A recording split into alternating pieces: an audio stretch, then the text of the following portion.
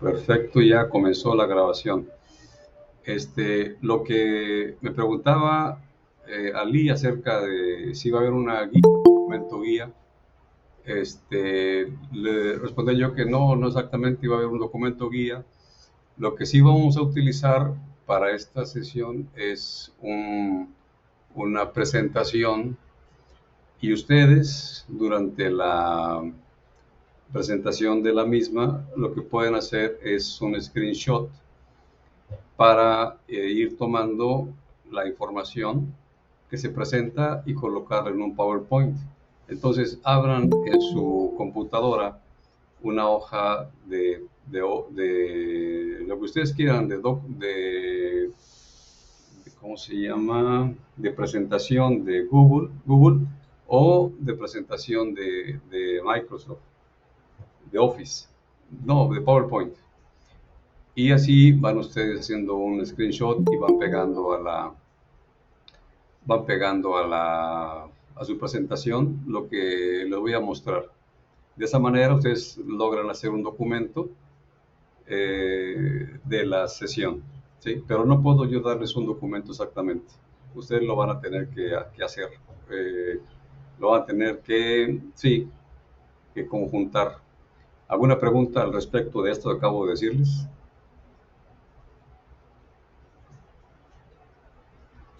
No, maestro. No. Bueno, ¿lo han hecho antes? No, yo no. No. Bueno, miren, les voy a mostrar. Sí, sí lo he hecho. Voy a abrir mi Google. Ustedes pueden usar su PowerPoint. Yo aquí no tengo PowerPoint. Voy a usar el Drive. Voy a abrir una hoja de presentación. Aquí está. ¿Sí? Le voy a dar un título. Por ejemplo, examen parcial. Ahí está el título. Ya está. Y entonces, en esta hoja voy a ir guardando los screenshots y claro, voy a duplicar la diapositiva o le puedo pedir que me agregue otra, pero que sea en blanco para que no esté aquí vacía, para que no tengan que estarle yo borrando todo esto. Bueno, entonces, ya que tengan ustedes su hoja de presentación aquí en Documents o en PowerPoint, y yo empiece a mostrarles la información, por ejemplo, esta es la presentación del documento que vamos a ocupar, y luego sigue la diapositiva número 1. Entonces, cuando yo explique lo que está aquí, ustedes simplemente hacen una impresión de pantalla y se van a su hoja de presentación y le dan pega. De ahí queda para ustedes esa hoja. Yo avanzo en la presentación, en la explicación, avanzo a la otra y ustedes igualmente hacen la impresión y se van a su hoja, la que sigue, y van a ir pegando. Cuando yo tomo alguna clase de algo que me interesa, así lo voy haciendo. Entonces hago yo mismo un documento referente a lo que presenta alguien y consigo hacer lo propio. Bueno, después de esta explicación, ¿alguna pregunta? No, profe, todo bien. Ok, esta idea pues la pueden ejecutar quien quiera, ¿no? Bueno, entonces vamos a comenzar. Esta reunión que tenemos hoy es justamente para comentar en forma de síntesis lo que ustedes ya revisaron durante ¿qué fueron? 4 semanas, ¿no? Porque la primera semana fue nada más de bienvenida, no hubo ninguna actividad. Pero ya la semana 2, 3, 4 y 5 ya tuvieron ustedes una actividad, empezando con la de foro. Ok, entonces vamos a revisar la información que tenemos nosotros. Si se dan cuenta, aquí aparece el encabezado de la semana número 2.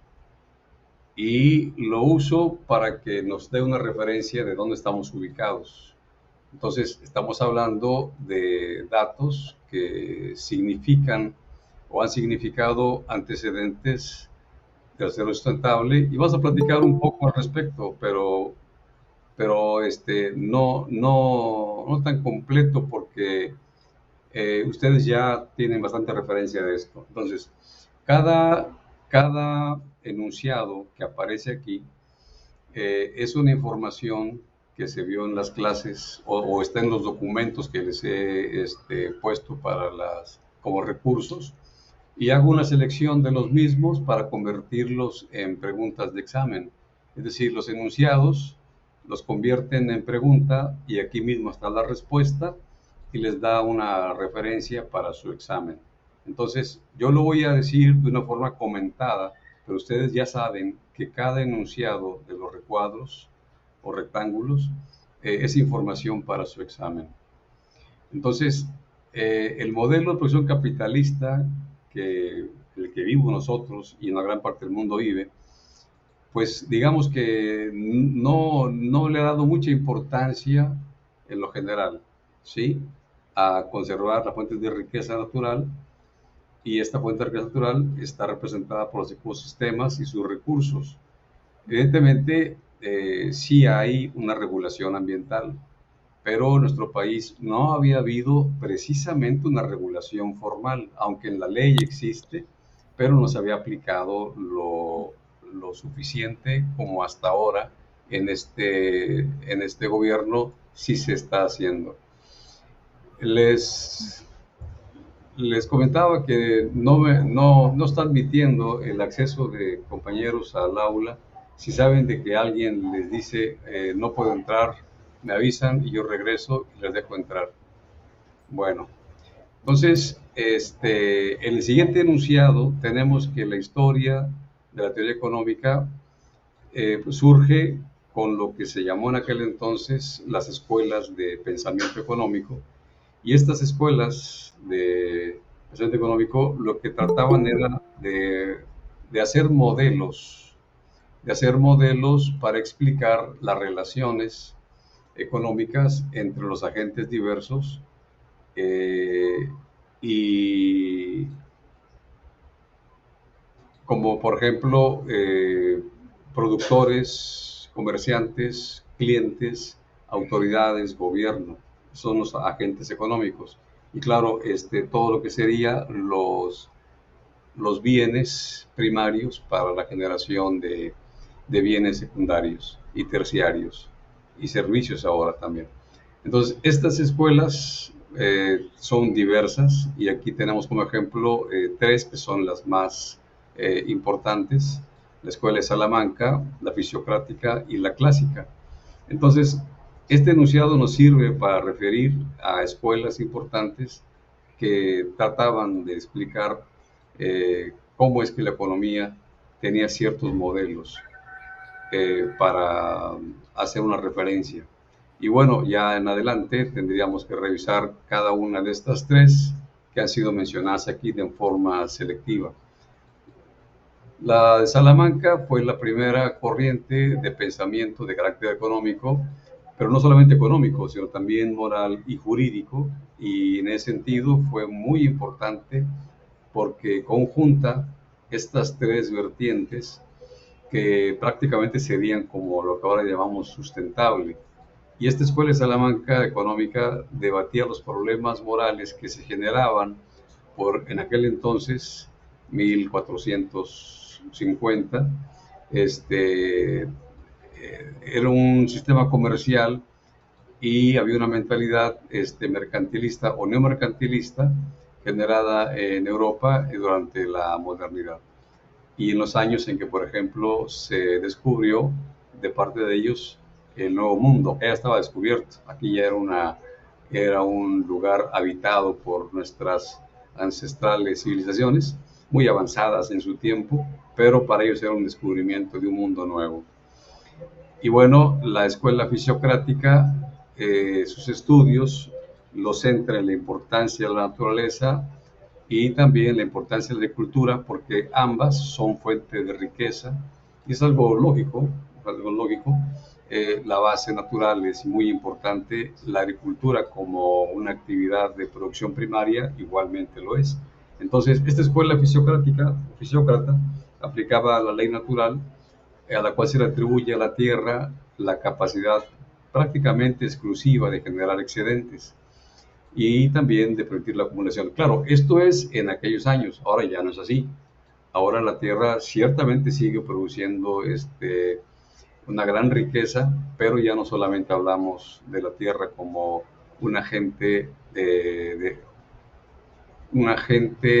un factor de producción, ya no. Ahora ya hay mucha más diversidad de, de empresas que producen y generan riqueza. Por ejemplo, la de servicios y bienes. Y luego la escuela clásica establece la idea del libre mercado y la importancia que tenía la oferta y la demanda para la generación, digamos, de economía y lo mismo para la generación de los precios de compra y de venta. Entonces, para la escuela clásica era una forma natural de la economía para funcionar esa libertad y esa producía progreso y prosperidad. Y esta escuela clásica se oponía a la intervención del gobierno de su tiempo en el mercado, porque pues, el gobierno necesita justamente de tener una acción regulatoria para beneficiar a todos.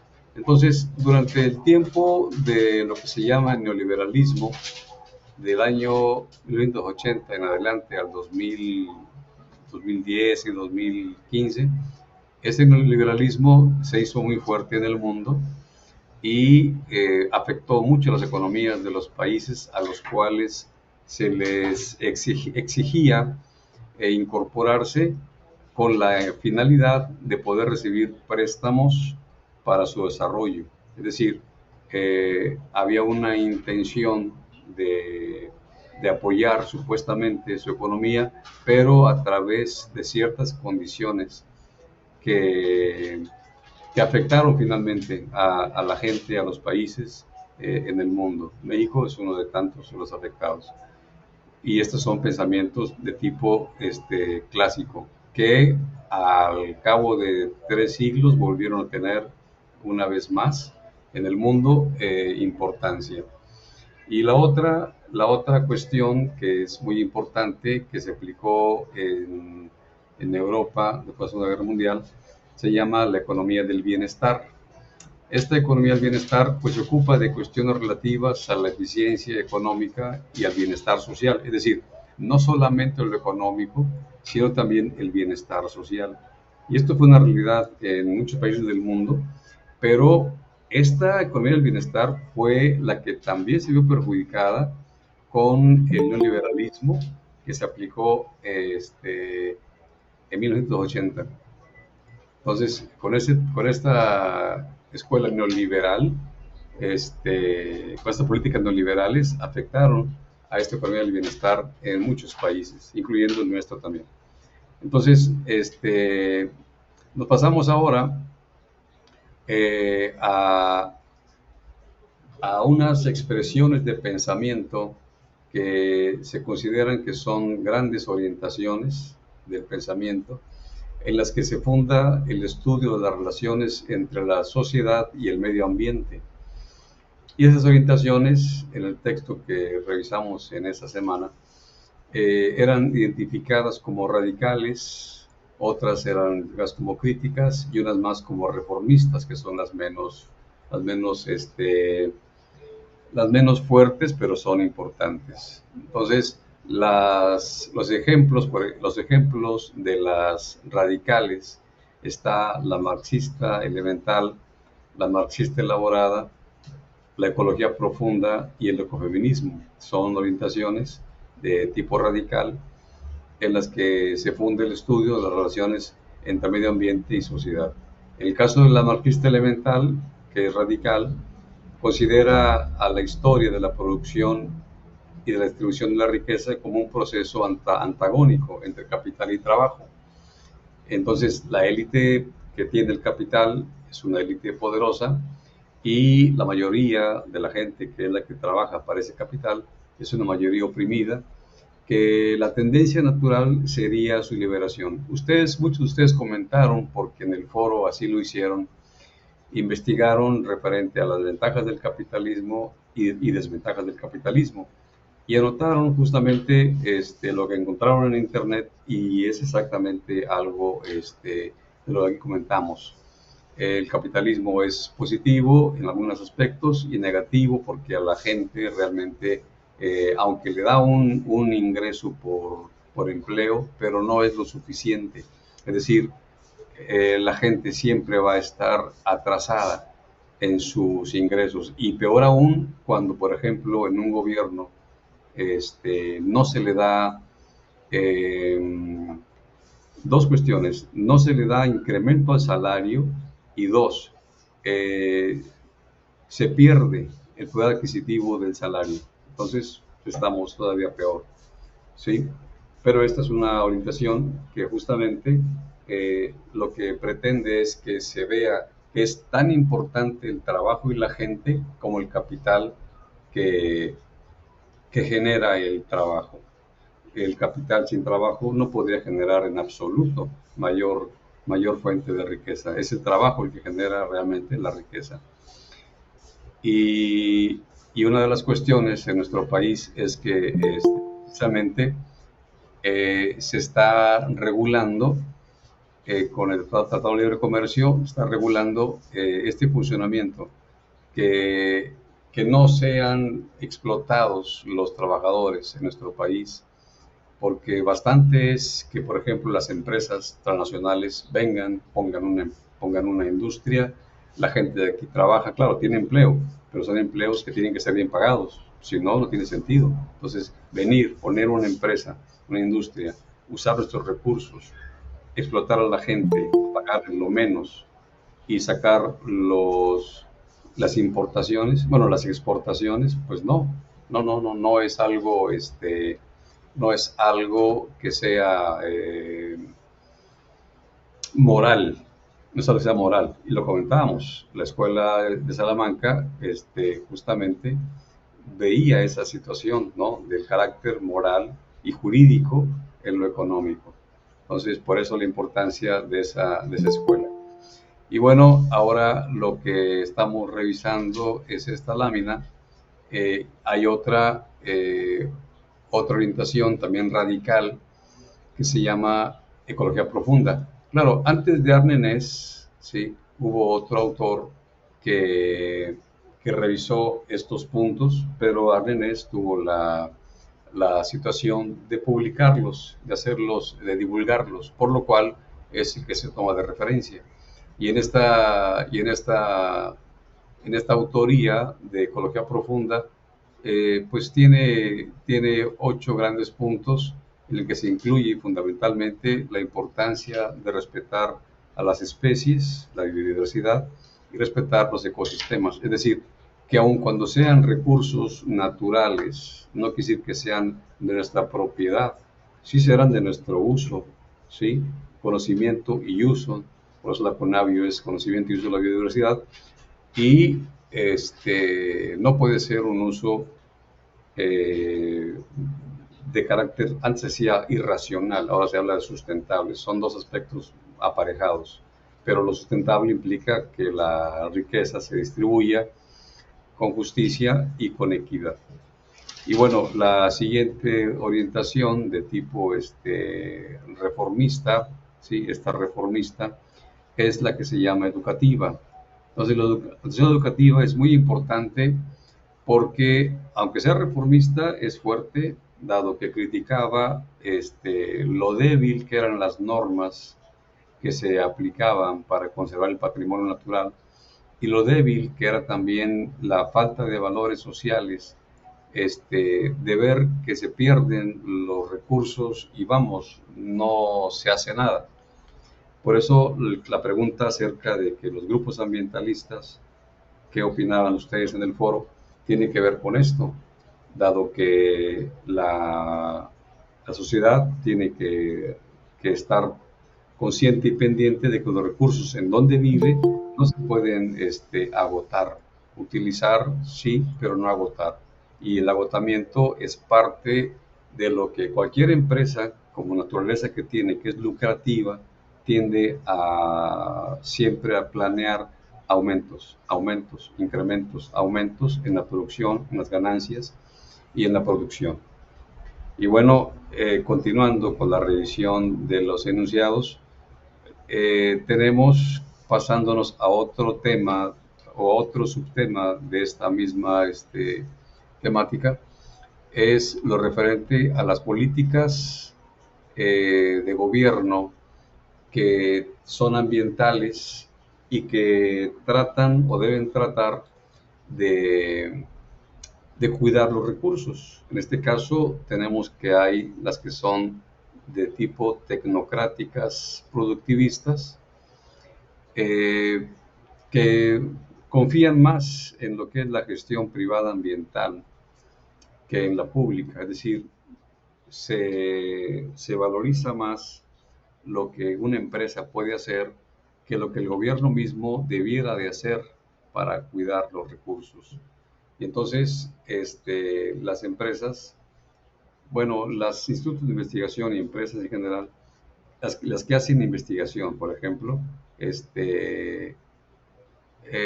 recibían un poco más de atención por lo que generasen de investigación y de innovación tecnológica, y no, el gobierno no atendía lo que le correspondía, que son mecanismos económicos, más bien no atendía lo que sería la legislación para los mecanismos económicos y tampoco las acciones políticas o instituciones públicas.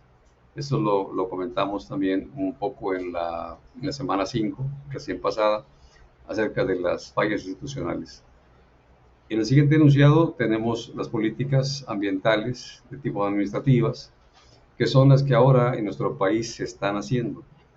Y estas políticas ambientales en nuestro país hacen énfasis en la necesidad de reforzar la intervención del poder político utilizando la vía legislativa e incluso administrativa, como se hace en Marnat y Profepa, para resolver conflictos ambientales. Recuerden que el conflicto ambiental siempre es un conflicto también social y un conflicto económico.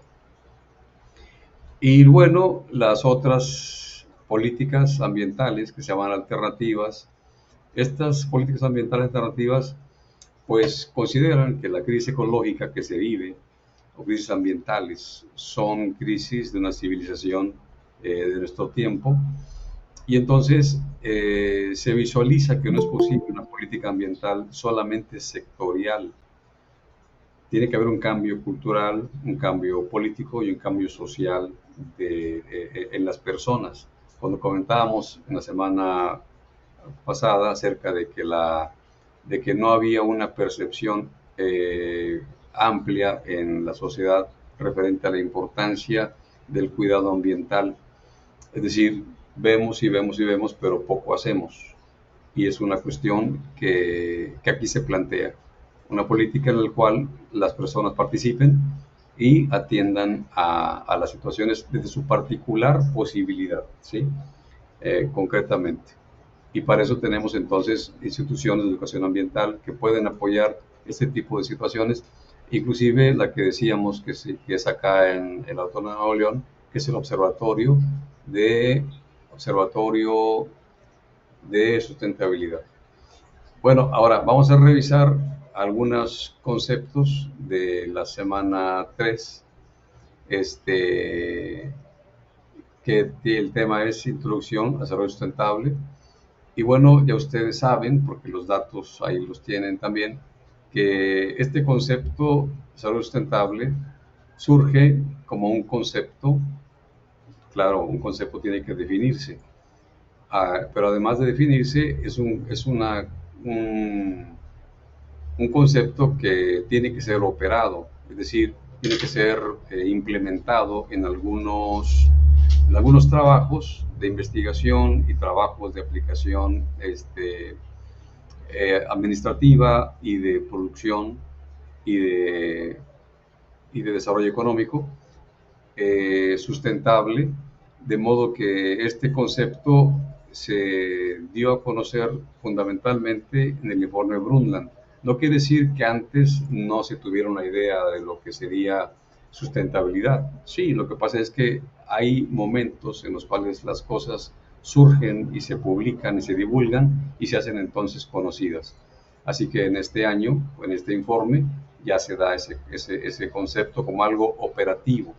Y eso de operativo se refiere a que Naciones Unidas implementó un programa de Naciones Unidas para el medio ambiente. Entonces ya se hace operacional la idea, ya es un proyecto, no queda como idea ni como concepto, sino queda como algo que se implementa. Por eso lo de concepto operativo. Así que el desarrollo sustentable fue agarrando una dinámica operativa, fue generando experiencia, fue generando información, datos, y entonces se habla de un contexto general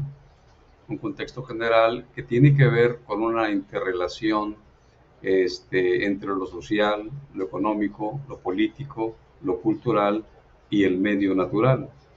Y esa interrelación se considera que es sistémica porque cuando una dimensión se combina con otra, ya tiene nuevas propiedades. Y cuando esas dos se relacionan con una tercera, adquiere más propiedades. Y cuando hablamos de política cultural, tiene todavía mayor dimensionalidad. Por eso hablamos de sistémico. Y cuando hablamos de armónico es porque tratamos de que se integre de una manera transversal, transversal todo lo que tiene que ver con el uso de recursos, su conocimiento, su aprovechamiento y su preservación y conservación. Y bueno, una característica, porque hay que verlo también de esa manera, las cuestiones conceptuales deben también ser caracterizadas. Y una característica de este modelo de desarrollo sustentable es que la actividad económica tiene que ser para mejorar la calidad de vida de todos. Es decir, la inclusión es clave y es fundamental como una característica y claro, también como un principio. Entonces, esta actividad económica va a generar riqueza, como lo comentábamos, pero no tiene que ser de unos cuantos selectos. Es decir, no obstante que la riqueza pueda ser mayoritariamente de los que tienen el capital, no quiere decir que los demás no tengan una mejoría en su calidad de vida. Puedan tener cierta diferencia, pero tienen que tener calidad de vida. No obstante, diferencia económica, sí, pero calidad de vida debe ser para todos e igual. Aunque acá haya diferentes satisfactores, pero que todos tengan satisfactores. Es decir, necesidades humanas pueden ser satisfechas de diferentes formas. Lo que importa es que sean satisfechas. Es decir, una necesidad humana que no se satisfaga va a generar pobreza y la pobreza va a generar patologías. Entonces, la calidad de vida tiene que ser para todos, en todo, aunque haya diferencias en los satisfactores. Si, por ejemplo, alguien puede tener una salud apropiada, una atención médica conveniente y va a una institución pública, por ejemplo el IMSS o el ISSSTE. Y otros dirán, bueno, tengo posibilidades de atenderme mi salud y voy a una clínica particular de altos vuelos. Está bien, el satisfactor es distinto, pero la satisfacción es la misma y por eso se habla de calidad de vida para todos. Entonces, esta actividad económica igualmente tiene que servir, es decir, hay que invertir en mantener, inclusive en mejorar el sistema ambiental. Por ejemplo, ustedes saben que actualmente se está trabajando en el lago de Texcoco, es un sistema ambiental, se está recuperando ese sistema, se le está dando una recuperación, pero además se está buscando un uso tanto educativo como de esparcimiento social. Y lo que antes iba a ser un aeropuerto en un lugar inadecuado, porque es un vaso lacustre, que se llena continuamente y regula ambientalmente el Valle de México. Ahora es un lugar de recreación y de recuperación ambiental. Y hay que invertir en eso, o sea, no se va a hacer solo, tiene que ser inversión pública, inversión de gobierno. Pero el gobierno tiene el dominio o el manejo más bien de los recursos públicos, no es dinero del gobierno, es dinero del pueblo.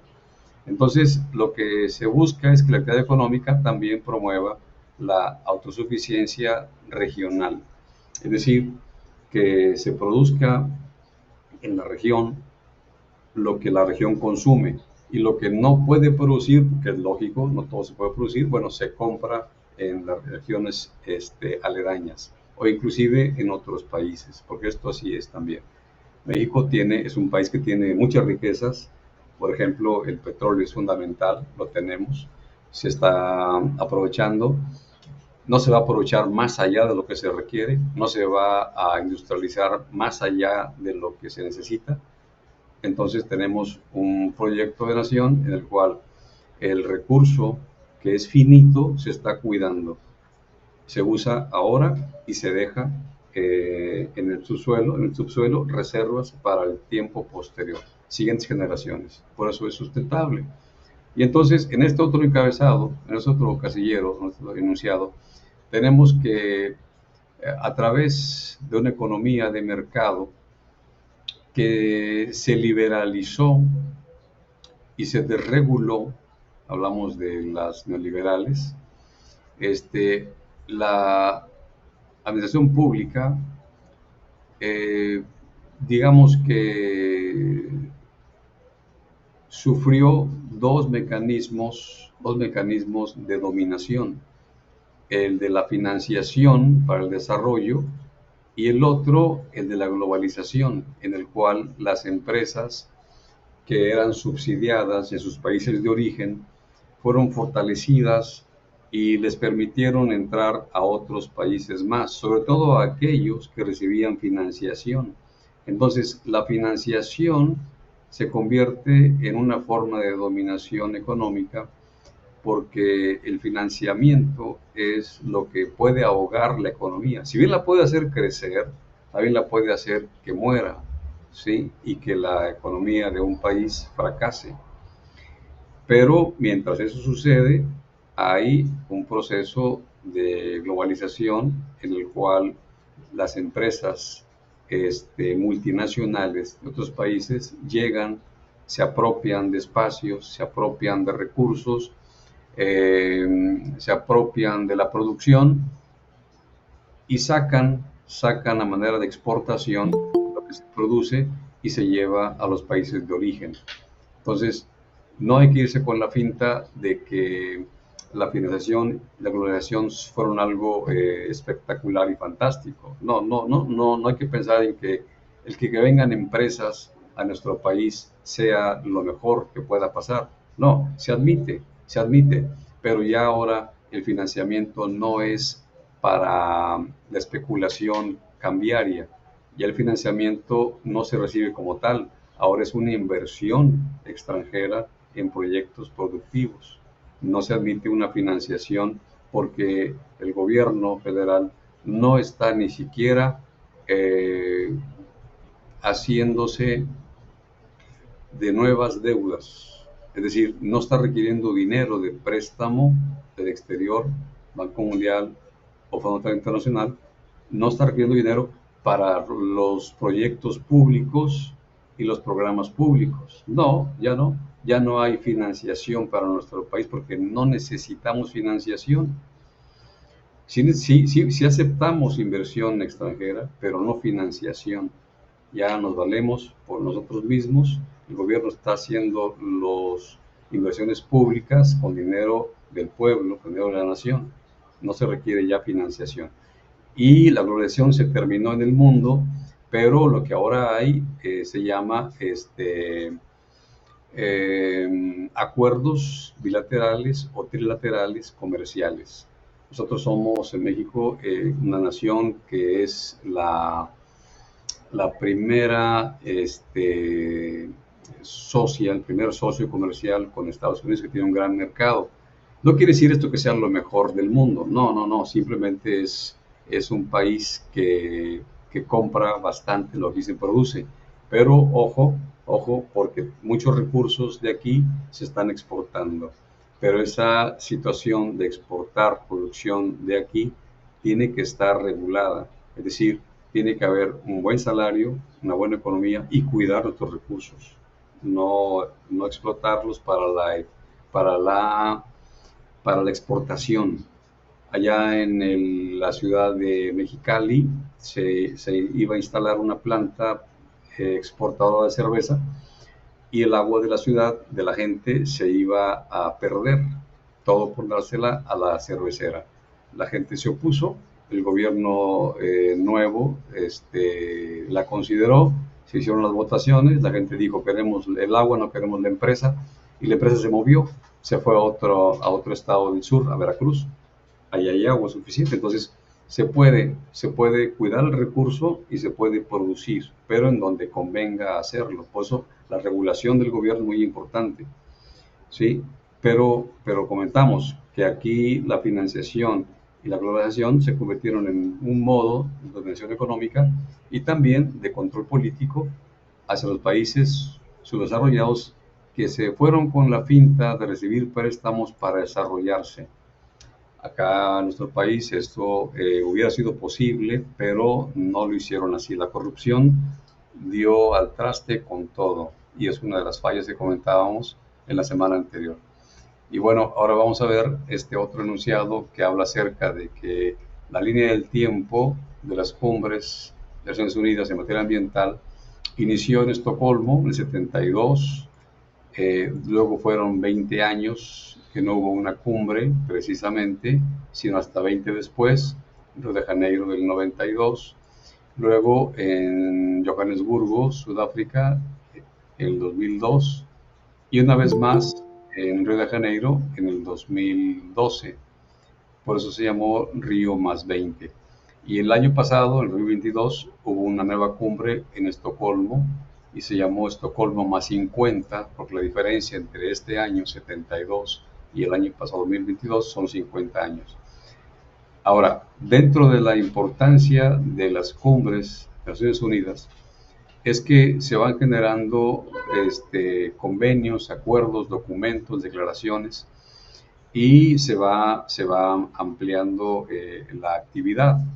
En la de Río de Janeiro del 92 se planteó un documento, la Agenda 21, para la sustentabilidad en el mundo, y se fue aplicando. El propósito, el objetivo era que cada país hiciera suya la Agenda 21, hiciera un programa muy específico para cada país. En México esto fue hasta el 2004, y en ese proceso hubo aplicaciones distintas en cada país, pero la nueva revisión vino a ocurrir en el 2002, en el 2012, y se planteó un modelo distinto, mucho más práctico, en el 2015, en esta cumbre de Nueva York, en el 2015. No es una cumbre exactamente como las anteriores, pero es una cumbre de trabajo. Y en esa cumbre se diseñaron un nuevo documento que se llama Objetivos Salud Sustentable 2030. Y esa fue una estrategia nueva para la sustentabilidad que iba en cierta forma a reemplazar la Agenda 21. Pero también hubo una previa, que es Objetivos del Milenio, que fueron 8. Fue mucho más modesto ese trabajo y este sí es muy importante, está vigente y en todo el mundo está siendo utilizado. En nuestro país igualmente está siendo utilizado. Y en este enunciado que sigue tenemos la información de que esa cumbre, en un proceso de negociación, ¿sí?, en el que trabajaron todas las naciones que están participando, que son miembros de la ONU, ya finalmente para septiembre del 2015, el día 25, ya se estableció la aprobación en esa plenaria de una agenda nueva, ¿sí? Que viene a ser un tanto como la adecuación de la Agenda 21, y esta agenda lleva por título Transformar nuestro mundo. Ese es el nombre completo: Transformar nuestro mundo, la Agenda 2030, Desarrollo Sostenible. Y esta agenda tenía que entrar en vigor al primer día del año siguiente, 2016. Entonces son datos importantes que ustedes deben de conocer, para saber que esta agenda, que revisaremos puntualmente en la semana número, creo que 9, vale la pena considerarla, porque es una vía para el desarrollo en el mundo. Claro, en nuestro país esto se sigue sosteniendo, se sigue manteniendo. La sustentabilidad es importante, pero en nuestro país la política es doble. Es decir, sí vamos hacia la sustentabilidad, pero también vamos hacia lo que se llama bienestar, es decir, desarrollo sostenible con bienestar, no solamente sostenible, porque lo que sucede, y lo veremos después, que este tipo de programas y políticas en el mundo son aplicadas, pero no siempre son permeadas hacia lo que es el bienestar de las personas. Y en nuestro país se pretende que la sustentabilidad vaya asociada a un estado de bienestar. Entonces, estamos atendiendo, en el gobierno se atienden dos cuestiones: sustentabilidad y bienestar, ambas, las dos. Esa es la característica de nuestro particular Plan Nacional de Desarrollo 2019-2024.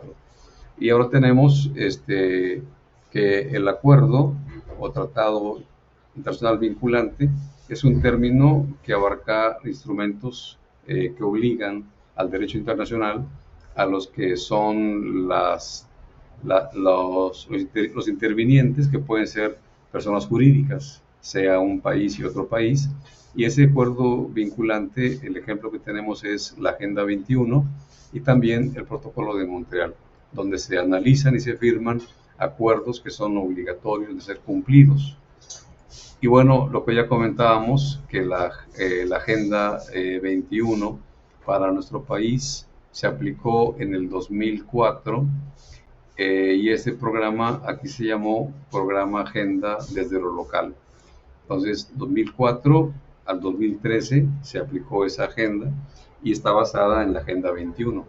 El municipio en el cual se estableció por primera vez esta agenda o se aplicó es el de Monterrey. Ya después siguieron más municipios participantes, y todo mundo, cada municipio debe participar en esta modalidad. Claro, ya ahora no basta con esto, aunque se tiene y se puede continuar.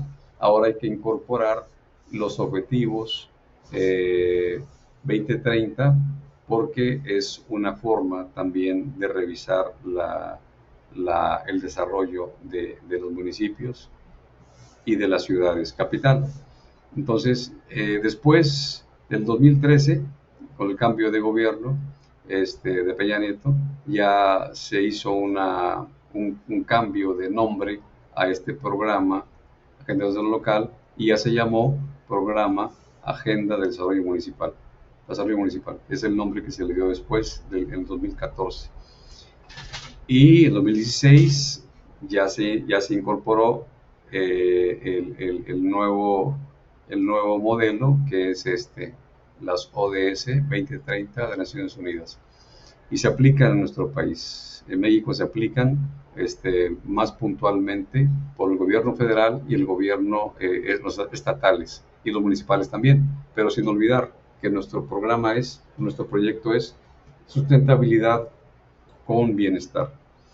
Y luego pasamos ahora al siguiente tema, que es la semana número 4, que son los problemas tanto sociales como económicos y ambientales del desarrollo nacional. Entonces, tenemos ciertos datos, ciertos enunciados, por ejemplo en el que se habla que la población transforma a los recursos, a la biosfera, para satisfacer necesidades reales. pero no solamente las reales, también las percibidas. Lo más grave es las que son creadas. Pero en ciertas regiones rurales hay evidencias de que la inmigración no atenúa el impacto sobre el medio, es decir, la población, aunque emigre, el medio no deja de ser impactado. Así que el deterioro que ocurre en el medio natural no es necesariamente generado por una presión demográfica. Lógicamente que sí, pero no solamente por eso. Así que no se puede generalizar la idea de que la pobreza de la gente que vive ahí tenga relación directa con un deterioro ambiental. Luego se dice que los más pobres son los que más contaminan, y eso no es cierto. Contaminan más los que tienen mayor industrialización. Y el acelerado crecimiento demográfico, eso también, y una distribución un tanto desequilibrada de la población, sí puede contribuir a imponer al medio una pesada carga y también daños que no necesariamente son irreversibles, pero llegan a ser irreversibles cuando no se atienden, ¿sí? Sobre todo en ecosistemas que son frágiles, como por ejemplo ecosistemas de selva o de bosque. Entonces, si se socava, si se reduce la base de recursos naturales, pues se pone en peligro la sustentabilidad de la comunidad y lógicamente de su desarrollo. Entonces, aun cuando tenemos una gran riqueza en diversidad en el planeta, México ocupa uno de los 6 lugares principales, pero esta riqueza es frágil. Es frágil, como ya lo comentábamos, los sistemas frágiles, y no va a soportar presiones ilimitadas. Hay que tener cuidado, hay que cuidar las actividades productivas, hay que hacerlo de forma sustentable para que los recursos los podamos sostener en el tiempo, cuidarlos, preservarlos, conservarlos y usarlos, lógicamente. Y esto del uso, pues, tiene que ser sustentable. Y ya lo comentábamos anteriormente, la falta de equidad en la distribución de la economía va generando desigualdades. Y la desigualdad pues se expresa en diferentes formas. Una desigualdad sería la falta de acceso real y efectivo y permanente a un derecho que es la educación, a otro derecho que es la salud y el derecho al empleo para todos. En el caso, por ejemplo, de pobreza rural y de comunidades indígenas, la situación cambió a partir de la implementación del programa Sembrando Vida, porque en ese programa a la gente se le paga por plantar árboles frutales y maderables en sus propios terrenos y se le paga un jornal mensualmente. Entonces se alivia su situación precaria y se mejora la condición del ambiente. Entonces, en ese sentido, si hablamos, por ejemplo, de asentamientos urbanos, esos son, hay asentamientos urbanos que son precarios, carecen de servicios, inclusive en sitios que son, o ciudades que son turísticas de alto nivel. Entonces, ahora se está cambiando la situación. La SEDATU está trabajando en hacer mejorías a asentamientos urbanos, de modo que la gente que trabaja para los turistas viva bien, que tenga buenos servicios y viva bien. Y otra desigualdad se expresa en la disparidad de género y también en el sentido de que las mujeres no siempre son consideradas para todos los puestos de más alto nivel. Inclusive ahora pues estamos en este proceso de que una mujer puede ser la presidenta de la nación. Y así era la primera mujer en el país que pudiera ser presidenta y tiene una gran capacidad de gobierno, Claudia Sheinbaum. Esa es lo comercial.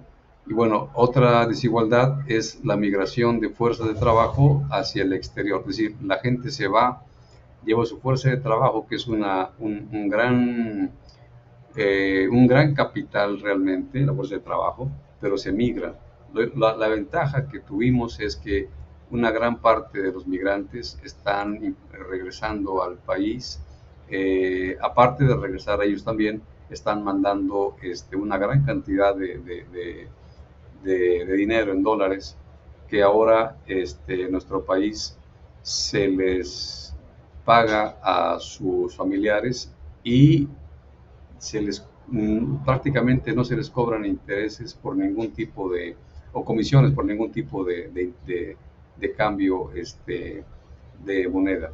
Es una ventaja que el gobierno ahora está sirviéndole a la gente, incluso en eso, en servicios de cambiarios. Y aparte, pues se les da ahora la posibilidad de que tengan en Estados Unidos una tarjeta de Finabien y esa tarjeta misma sea para su familia en México y sea una transacción directa, sin intermediarios y sin cobro de comisiones. Entonces es una ventaja que el gobierno actual sí vea por la gente que se fue porque no había aquí posibilidades y ahora está generando para nuestro país la mayor fuente de ingresos es justamente lo que mandan los migrantes. Y pasamos a esto otro enunciado en el que tenemos que la marginación es un factor socioeconómico que va creando oportunidades,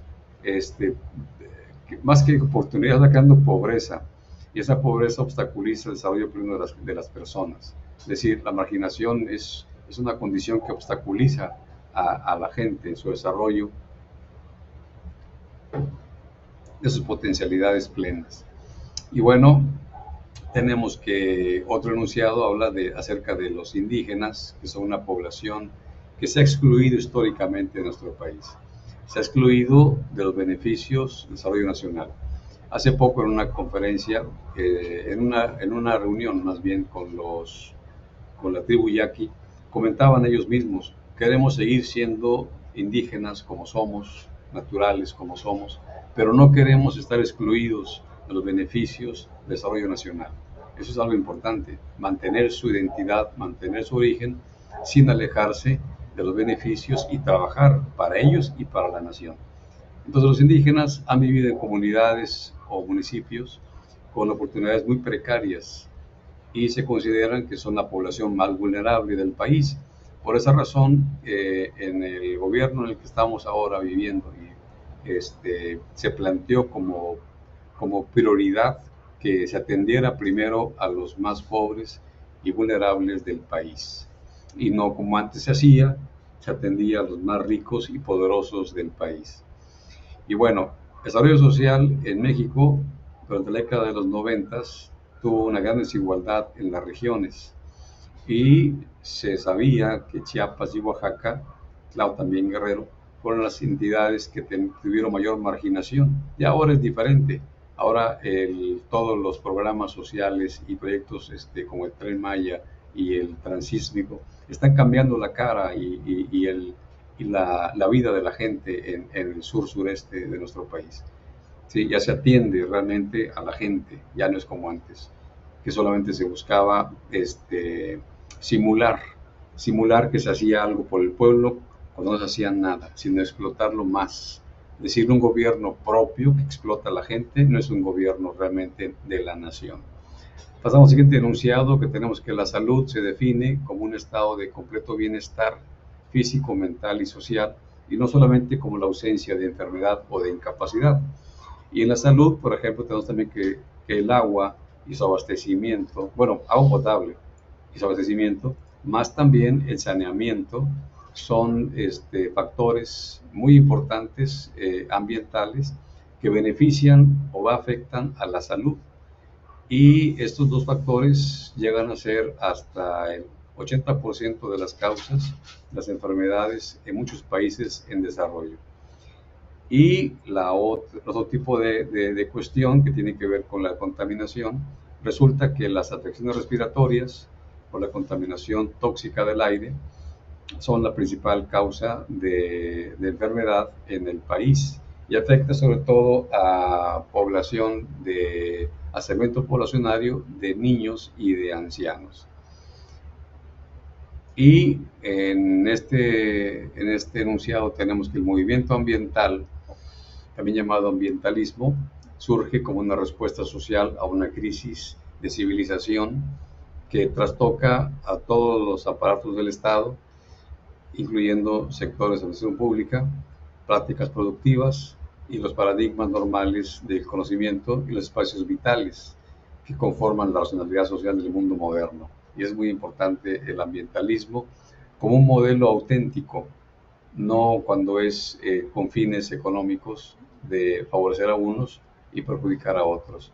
Y bueno, tenemos también que el desarrollo científico y tecnológico, cuando se aplica en la industria y a una continua explotación extensiva e intensiva de recursos, pues nos ha traído a ser un tipo de sociedad de consumo masivo, sociedad consumista, voraz y también irresponsable con el medio en el que se vive y con el medio donde se extraen los recursos.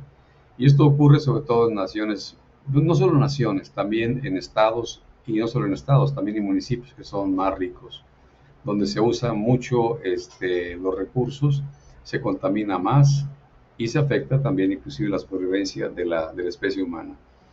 Y en ese sentido, la industria petroquímica y la industria metalúrgica son los giros industriales que más afectan al ambiente, porque representan más de la mitad de la contaminación que se genera por ese sector industrial. Y ahora pasamos al último tema, que son los problemas sociales. No, estamos dentro del mismo tema, pero ahora sería la cuestión ambiental. Tenemos que el concepto de problemas macroecológicos son las contaminaciones que afectan a todo el planeta. En este caso hablamos de cambio climático, de efecto invernadero, de destrucción de la capa de ozono y disminución de la biodiversidad. Y la contaminación es un cambio indeseable en las características del aire, del agua, del suelo o de los alimentos y que afecta nocivamente a la salud, la supervivencia o actividad de los humanos u otros seres vivos. Y en el caso de las contaminaciones, por ejemplo, el monóxido de carbono es uno de los 5 contaminantes primarios del aire y también está el ozono troposférico, que es un contaminante secundario del aire. Esos dos contaminantes son de los principales, uno primario y otro secundario, que afectan la calidad del aire. Y en el caso del agua, las sustancias radiactivas, los sedimentos, las sustancias químicas inorgánicas son los principales tipos de contaminantes. Y en el caso del ruido, se considera ruido cualquier sonido no deseado que altera, perjudica o interfiere a la audición, también origina estrés e impide la concentración y eficiencia en el trabajo o es causa de accidentes. Cuando la presión acústica sobrepasa los 75 decibeles, el sonido se vuelve nocivo y entonces se considera que es un ruido, no un sonido. Y una cuestión grave en nuestro país y en el mundo entero es la deforestación, porque impacta ambientalmente debido a que destruye hábitats y ocasiona pérdida de biodiversidad, tanto vegetal como animal. Y hablando, por ejemplo, de contaminaciones, tenemos una gestión de los residuos sólidos urbanos, que son los que se generan en domicilios, en lugares públicos, en oficinas, comercios e instituciones. Y dentro de esos RSU están los orgánicos, que son parte de los sólidos urbanos y son los que provienen de la comida, del jardín, de animales y de materiales de la naturaleza que han pertenecido a un organismo con vida. Y los inorgánicos son también parte de los RSU, pero provienen principalmente de los envases y artículos de embalaje que ya no han sido útiles, han dejado de ser útiles, como el cartón, el papel, el vidrio, los metales, el aluminio, el plástico. Y eso tiene que gestionarse, porque aún tiene utilidad, aún tiene servicio. Y tenemos otra clasificación que es de residuos peligrosos, y en esta se integran todos aquellos que son generados por la actividad industrial y materiales de alto riesgo que pueden ser consumidos directo o indirectamente, identificados con características que pueden ser corrosivas, radiactivas, explosivas, tóxicas, inflamables, biológico-infecciosas, que se llaman CRETIF. Y también tenemos que el petróleo, el gas natural, el carbón mineral son ejemplos de recursos no renovables y en el caso de renovables sería energía solar, energía eólica, energía hidroeléctrica, como ejemplos.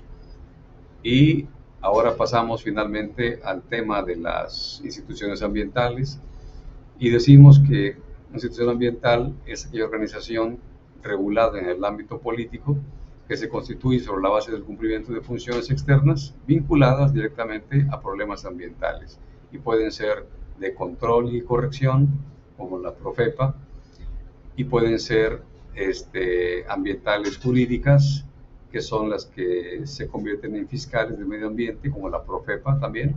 Una de las 4 oficinas de la Profepa es justamente la de ser fiscal del medio ambiente. Y tenemos las que son de planificación, de gestión y coordinación, cuya función es producir políticas públicas ambientales de alto nivel, en este caso la Semarnat. Y las que son de fomento, que son fundamentalmente de naturaleza científica y técnica, y promueven y divulgan información científica y tecnológica para ser utilizada en centros públicos o privados como estrategia de desarrollo sustentable con tecnologías de bajo impacto. Un ejemplo sería el INTA, que es el Instituto Mexicano de Tecnología del Agua, es un ejemplo de instituciones ambientales de fomento. Y luego tenemos las que son de gestión y administración de bienes ambientales, que se encargan de cuidar, de proteger recursos. Por ejemplo, la CONAFOR, la CONAN, son las comisiones que se encargan de gestionar y administrar bienes ambientales. Y tenemos las que son de educación ambiental, que se encargan de promover valores en las personas, conocimientos también, buscar que se generen hábitos y prácticas que tengan que ver con el desarrollo de competencias en los individuos o colectividades y participen activamente en mejorar el ambiente, el entorno en el que viven y el entorno más cercano. Y entonces hay ejemplos diversos. Aquí tenemos uno que es Muros de Agua José Revueltas, y hay muchos más ejemplos que vimos en las clases de la semana pasada. Y tenemos finalmente la que son de producción legislativa, que tiene una función triple, que es producir normas ambientales, aprobar presupuestos y controlar la actividad gubernamental del Poder Ejecutivo Federal. Entonces, con esto terminamos de revisar todos los enunciados. Recuerden lo que les dije, cada enunciado es una información que es parte del examen, es decir, se convierte en pregunta y a la vez es una respuesta. Así que cada enunciado es pregunta-respuesta para la integración del examen. Claro, el examen nada más tiene 30 preguntas, pero son al azar tomadas de un banco de 65. Así que todos estos enunciados son para que ustedes los revisen, los repasen. Mucha información de aquí ya la vieron ustedes en las semanas que hemos estado trabajando, en los recursos que les he puesto en el aula y ustedes los han leído. Así que cada enunciado es, repito, una pregunta y una respuesta en sí misma. De esa forma pueden ustedes revisarlos, repasarlos y hacer su examen. ¿Sí? Ya les comentaba al principio, ustedes a través de esta presentación hacen su particular, su propia presentación de screenshot. Muy bien, el tiempo se nos termina y es momento de que ustedes vayan a otra clase, creo que tienen otra clase, y nos veríamos ya el próximo lunes para continuar con nuestro curso. ¿Alguna pregunta que tengan que hacer? ¿Comentario?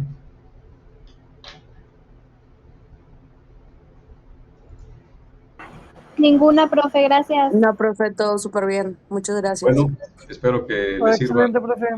Sí, que les sirva los enunciados para que estudien y se preparen para el examen y que saquen por lo menos 10, ¿no? Una pregunta. Yo entré un poquito, no, tenía problemas con el audio, no escuché, maestro, el inicio.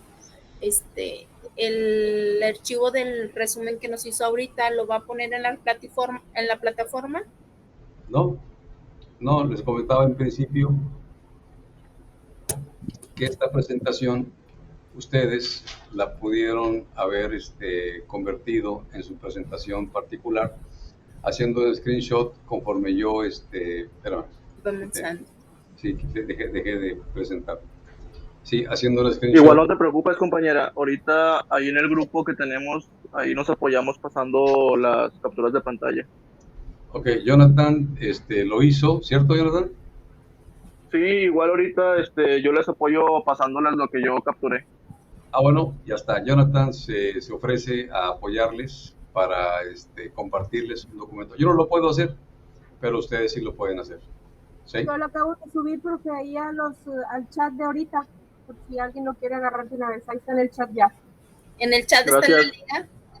Sí, acabo de poner el enlace ahí en el chat. Gracias. Aquí está. Giselle puso un enlace. Ajá. Sí, está bien. Así que se apoyen, que contribuyan unos con otros. Eso es muy bueno. Trabajo en equipo es importante. Colaborativo y en equipo. Está muy bien. Los felicito. Muy bien. ¿No hay más comentarios, preguntas que hacer? Gracias, profe. Sí, Judith. Entonces, suspendemos nuestra reunión y ya nos vemos el próximo lunes. Espero que les vaya muy bien en sus exámenes, en todos los que van a presentar, que son 6, que les vaya muy bien. Y cuídense, nos vemos el próximo lunes a las 6 de la tarde. Gracias, maestro. Gracias, Sí, profe. nada. Sale, Ramón.